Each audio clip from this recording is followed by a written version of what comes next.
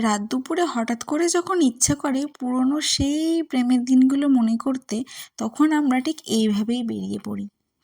আসলে আমরা সেভাবে কখনো প্রেম করতে যাইনি। হঠাৎ করেই দেখা, ভালো লাগা, তারপরে বিয়ে। যাক, সে গল্প না হয় পরে একদিন বলবো।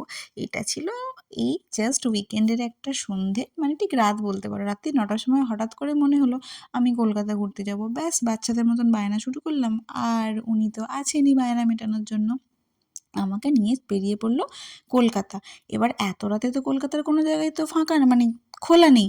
কিন্তু কি করা যাবে? বায়না তো মেটাতে হবে না? তো সেজন্য কি করলো, আমাকে একটুখানি ভিক্টোরিয়া মেমোরিয়ালের সামনে নিয়ে গেল।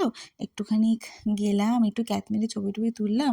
তারপরে হ্যাঁ, ওখানে ওই পুলিশগুলোকে জিজ্ঞাসা করলাম, "আমরা কি সামনে যেতে পারি?"